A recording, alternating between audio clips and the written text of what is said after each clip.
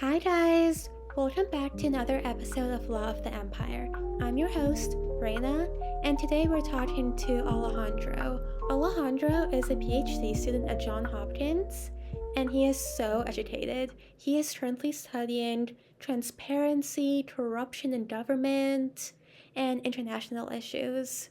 He's actually had the chance to work at a lot of different international organizations, such as the World Bank and the Organization of American States. He's super educated and he's super fun, and I know you will all love this episode so much. I certainly learned a lot.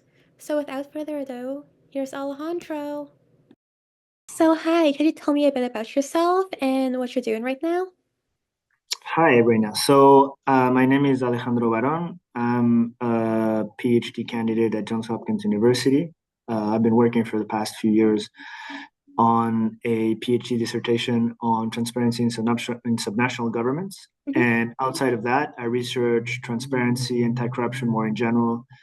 I've been working also for multilateral organizations such as the World Bank, the Inter-American Development Bank for the past 7 or 8 years. So yeah, mostly related to transparency and anti-corruption. Oh, that's so cool. Could you tell us a bit about how governments work? Governments work in general or on this specific topic? Both. Okay, so what I've been trying to understand in the past, let's say, decade or so, is what drives transparency reforms and anti-corruption reforms. So mostly in Latin America, but this is expandable for the rest of the world, right? Mhm. And what I noticed is that usually governments at a national level and at a subnational level enact transparency reforms when they are either pushed by civil society organizations or political parties that control each other and oblige each other to sort of enact strong transparency reforms. Outside of that, another strand of my work, which is also interesting to answer your question, I think, regards the rollout of new technologies that are there to facilitate transparency and anti-corruption for citizens, right? So, for example, think about new technologies that are being rolled out in Latin America. We're talking about platforms that disclose data and that facilitate information monitoring and information, just citizens to get information about what authorities are doing. And this has been another strand of work I've been looking at and is popular. And then the third thing I'm looking on how governments work with transparency and anti-corruption reforms in the last years relates to reforms on mainly on natural resources. So what that means is, resource-rich countries. You think about your Russias, but also your Norways, your Venezuelas, or even like countries that have other types of natural resources like Colombia or Ecuador. What are they doing in terms of publishing that data? Why are they publishing data or not? Are they complying to international standards when they publish that data? And that is important. That is important in fiscal terms. So just to know how much, for example, oil or other minerals they're pumping out of the soil. That is important in terms of environmental impacts, in terms of social justice, and so on and so on. So, there's like the three things that I've been looking at, and always keeping the relationship between governments and citizens through my main topic, which is accountability and well, transparency, anti-corruption, and accountability. That's so cool. So you mentioned a bit about government corruption in the beginning. So what is government corruption exactly, and why is it such a big deal in modern day? Okay, so usually corruption is defined as there's a lot of definitions, but so like the most known one would be something like it is the perversion of public good for private benefit, or the use of public goods for private benefits, right? You can think of it in several ways. Usually, most people just look at money, basically, and how some money is stolen, is embezzled, is detracted, is channeled through different funds or ways and undue, let's say, schemes. But there's also other ways of exerting corruption. Think about nepotism. Think about just like skipping the line when you should be waiting for something, and you know someone that helps you skip that line.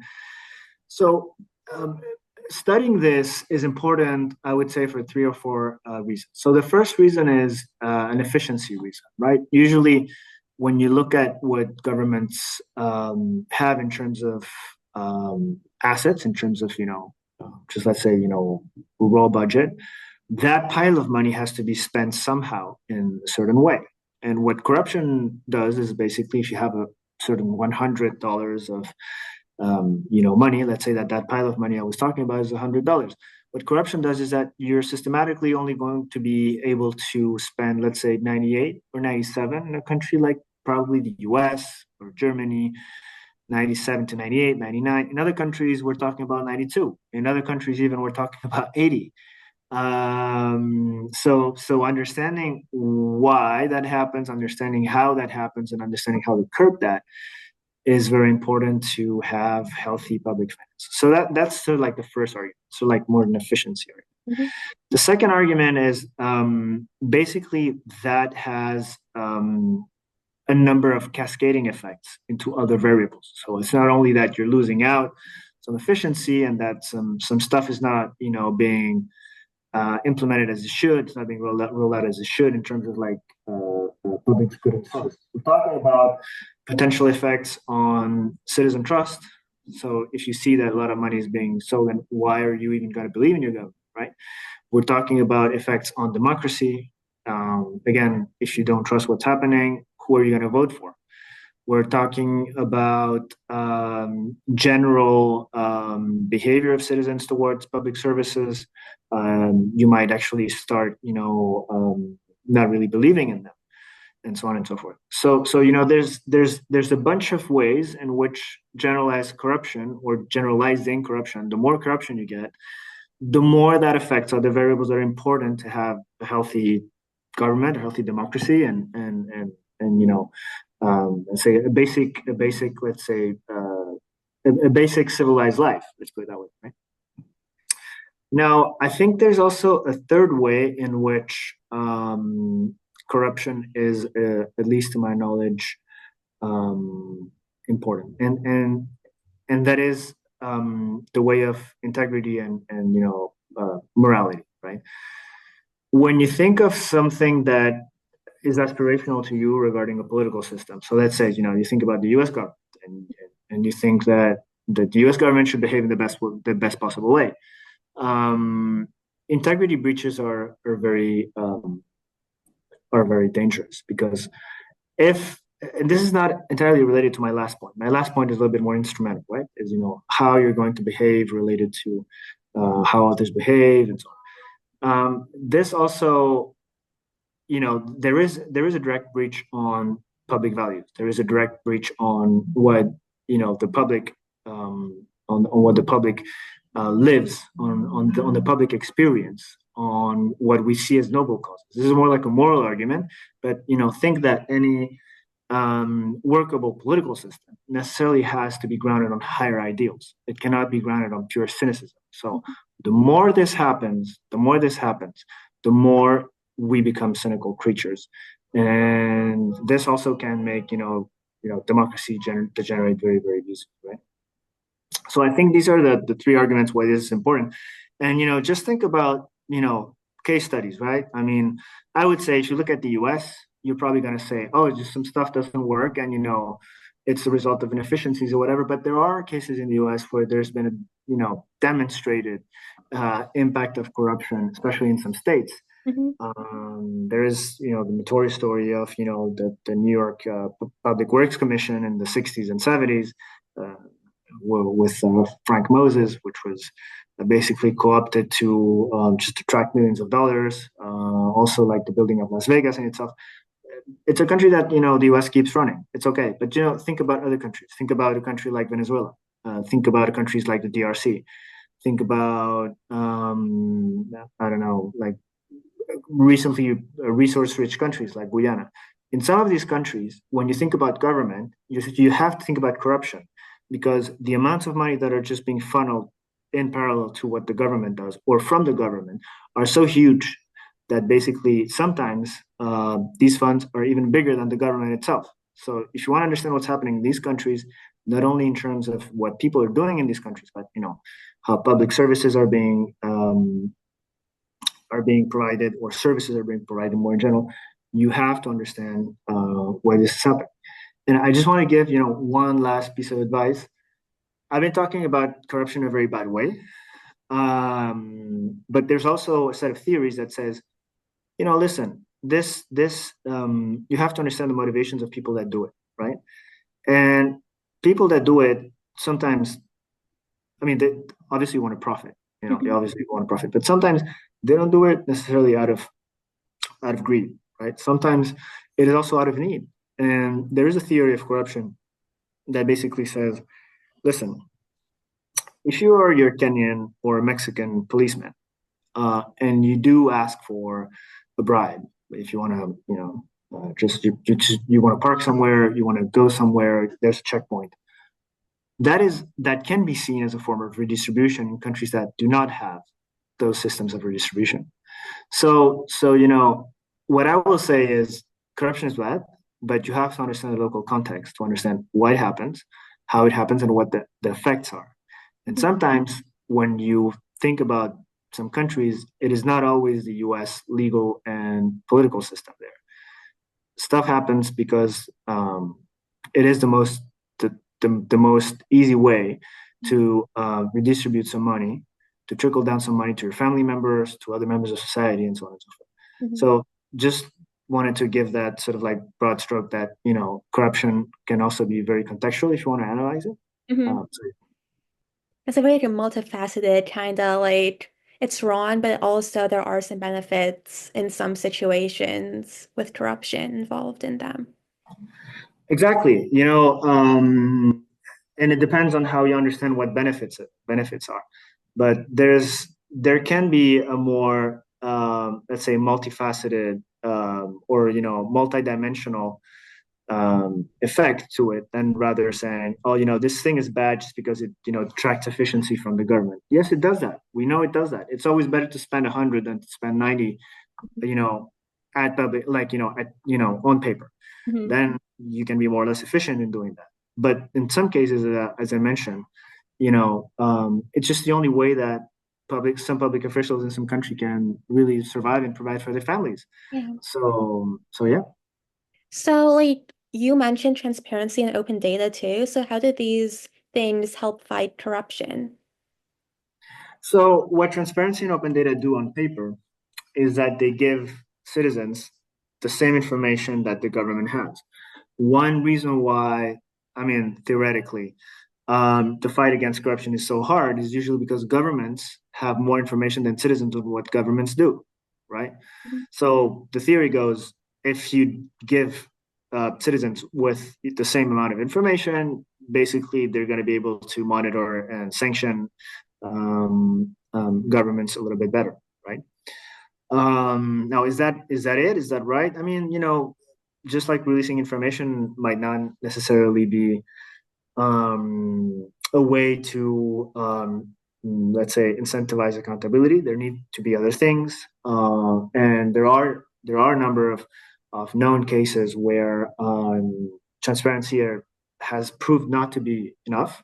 And just like releasing data is not enough, and you can have transparency without accountability, which can also be bad because some efforts then don't pan out and people get frustrated and they're like, oh, but you promised that there would be change and you gave me data, but there's no change. Sometimes there's no change because there's really no one to bring change. That's why I was mentioning the role of civil society is so important. Civil society or political parties in some context. So that's the main idea. Now within transparency, the subset of open data, which in my opinion is related. Some people think it's like the slightly separate concepts. For me, they're deeply interrelated. They just mean slightly different things. Open data basically is getting raw data in the same format as public officials use. So there's no alteration. And in that sense, open data is perhaps a more literal way of understanding what the government does. You just see what they do at face value. Basically, they're getting naked in front of you. The problem with that, it's that, sometimes we're talking about, terabytes and terabytes of data, and analyzing that is not that easy. So I don't want to get into what's better, transparency or open data, but think about it as two ways of getting information out of governments. One of them is perhaps more digestible, transparency, and open data is sort of getting the raw meat in front of you. Yeah. Okay, that's so helpful. So, like, in the age of technology and social media, like, does technology and social media actually help transparency, or does it make corruption worse? Or is it like a bit of both? That's a very interesting and very broad question. So you have to think that what tech theories thought was that it would be. There's a very famous philosophical phrase that says something like the best outcome in the best of worlds, right? And they thought that tech would just help all good causes. One of them would be the fight against corruption. So basically, technology does both things. It helps citizens, so it lowers the cost of access for citizens to get data about governments, definitely.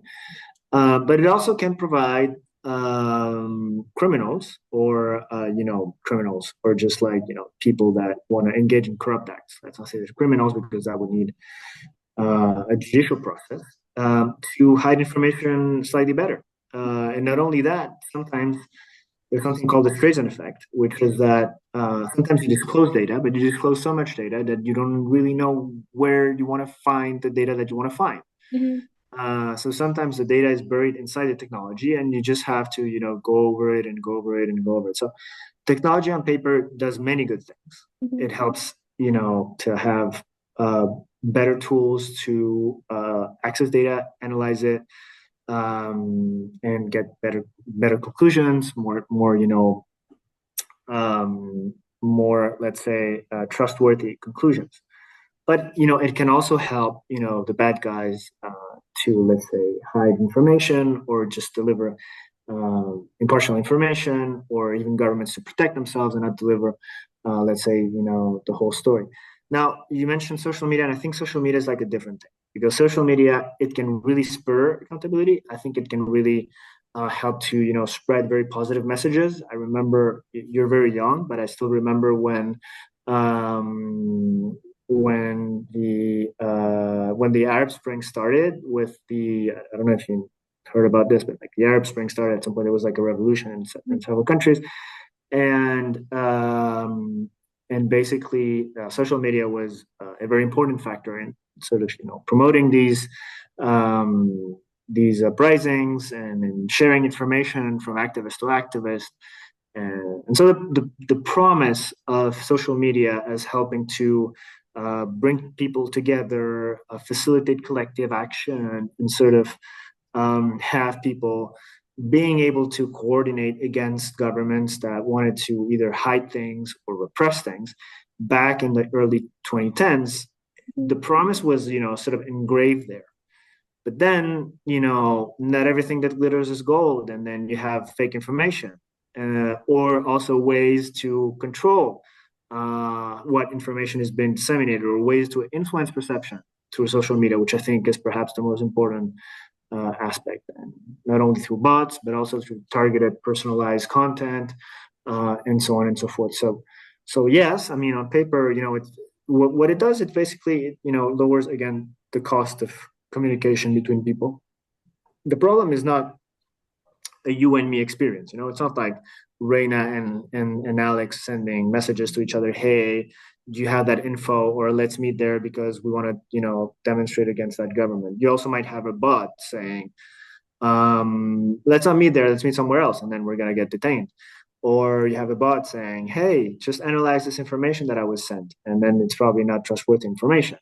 Or I'm getting information from the social media platform saying something different than what you're saying, just because the algorithm is just like throwing me something different. So I don't know right now what the state of the question is, I do still believe that technology does a little bit more good than bad, especially because usually what people attribute to technology are more human failures, or failures of collective action. So if a transparency system does not work, sometimes it's not because the data is not there, but rather because A, it is not being used correctly. B, there are no channels for accountability. And that happens in a lot of settings. You might have very good data, but if you cannot sort of pressure your government on it, who cares, right? Mm-hmm. Um, so I think the sort of the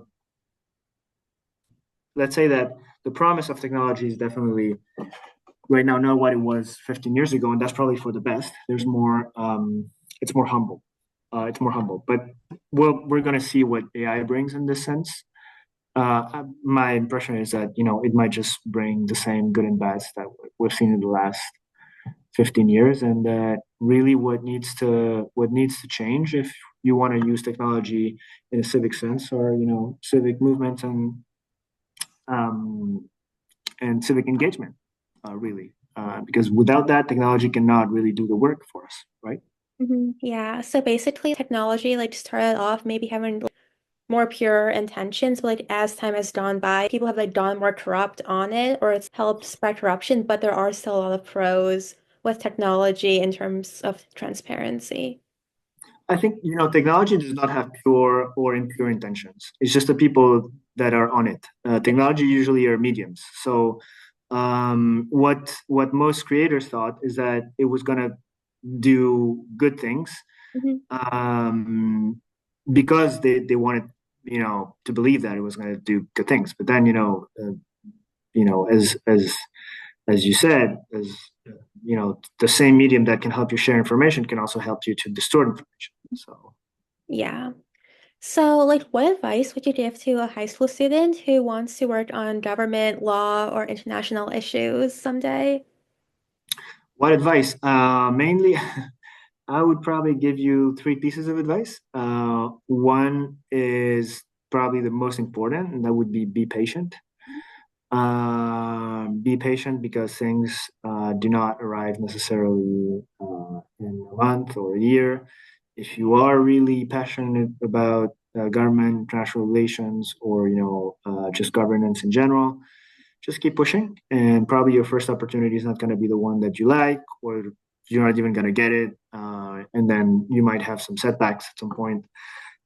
Just be patient. Think at any point in the career if that's what you want to do, and just reflect on it. The second is be engaged. So be patient, and then the second is be engaged. And being engaged means, listen.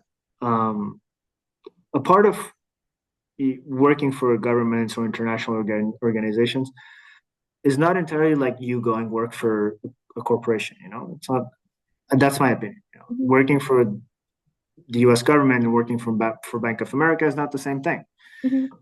When you do work for the U.S. government, there's always a certain citizen in you, a little citizen in you, being, I would not say being proud, but it is a part of you as a citizen. You Mhm. are fulfilling a duty as a citizen, and while you're working. Mhm. So being engaged means follow the news, discuss with your friends, try to inform yourself about what's happening, talk to people, listen, try to listen a lot, try to learn a lot.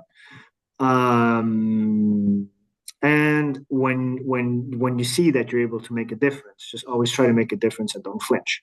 Mhm. Don't say no. This is not what I can do, or I'm not able to do this. This is not going to achieve meaningful change. If you see, or if you do see that opportunity, try to take it. And this also feeds back into the be patient. You have to be patient, but you also have to be engaged at any point. And then the third one is just learn. One thing that the past months have shown us is that, as much as over expertise is something that can be, discussed, and, sometimes it's not good. Definitely the lack of expertise in government is something that, can really affect how governments work. And there is a specialty, there is a knowledge, there is a certain specialization in working for the government that is not necessarily equatable with working for private businesses, which I think can perhaps be a very noble a noble professional goal. I've worked for private firms, me myself, but what they seek and what I give them is not necessarily what I do for international organizations. And that I've learned throughout my career by getting skills, by getting knowledge, by studying, and so on and so forth. So yeah, just be patient and be engaged and try to learn as much as you can. So that's what I would say. Yeah, so you mentioned that you work in international organizations. So like what's that like? And like what's your like typical day in the life? So what I'm gonna say is that it can be wonderful. It can also be frustrating. I just don't want to sugarcoat it, right? So it can be wonderful because usually, and after that, I'm gonna go to a day in the life. Hmm. It can be wonderful because I always ask myself when I finish a project, has this positively impacted someone's life? So have I changed someone's life? And obviously, sometimes there are mixed effects of some projects. They do some good, they do some bad. I tend to think that most of the things in which I've been able to work at or work with actually created some positive change in the world and for some people, right? For specifically targetedly for some people. So that's sort of the good thing. Also, when you work in an international organization, you are exposed to people that usually are smart, are multicultural. They have interesting views on what's happening out there in the world. It's a way to learn continuously from your peers, and that's great. That's something that you do want for your life, right? Now, the stuff that we don't like, right? So working for the government is not like working for a private firm. It's not like working for example, a retailer or a bank where just do a transaction and then that transaction's over, and you go over with another transaction and whatsoever. Sometimes projects fail. Sometimes people are entrenched in their own positions. Sometimes you basically cannot do stuff. There's also sometimes redundant spending that uh, it is obvious that could be channeled somewhere else or in a different way, and that can be frustrating, right? So not all that glitters is gold. You have to take the pros and cons. But for me, it is a strong pro still, despite sometimes coming back home and saying, "Oh my God, what happened today? This meeting didn't go well. This person doesn't want to do that. This government is not on board for this." Still, I think if you take sort of medium to long periods of time, 6 months, a year, it's definitely worth it. And in terms of a day in the life, there's like basically two ways of working. At the office or at home, and most of your time will be devoted to three things basically. One is internally your organization's meetings, tasks, and so on to try to understand, what your organization wants, what the goals are, and so on. It can be the UN, it can be the World Bank, whatever. Second is talking to other people, so usually to the governments that you are actually working with.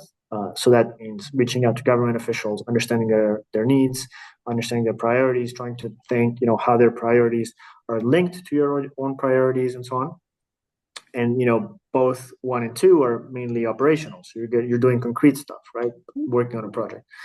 There's also a third sort of strand of things that is more related to research and how to change what these organizations are doing, and that can be by researching a certain question in a certain country, what is happening there, what should happen there, what data do we have that could change our own operations, and so on and so forth. So yeah, I would say that there's not a perfect job, and I don't want to give that impression, but it's still a very good career.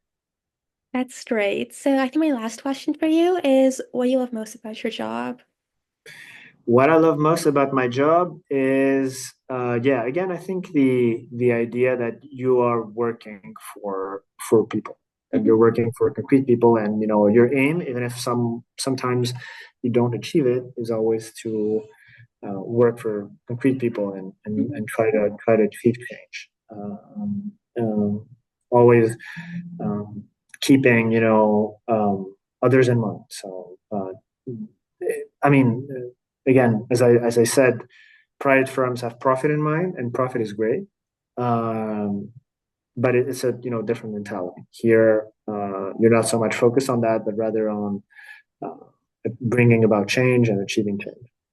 Well, that's so great. Thank you so much for coming on the podcast today. It was so helpful for everyone, I'm sure.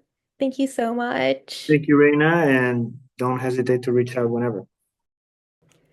I'd like to give one big final thanks to Alejandro for coming on the Law of the Empire podcast today. I know I learned a lot about government, corruption, and transparency, and I hope you all did too. I also loved how he gave some advice to high school students on how to prepare for a career in law, international relations, or business. Thank you so much for listening to this Law of the Empire podcast.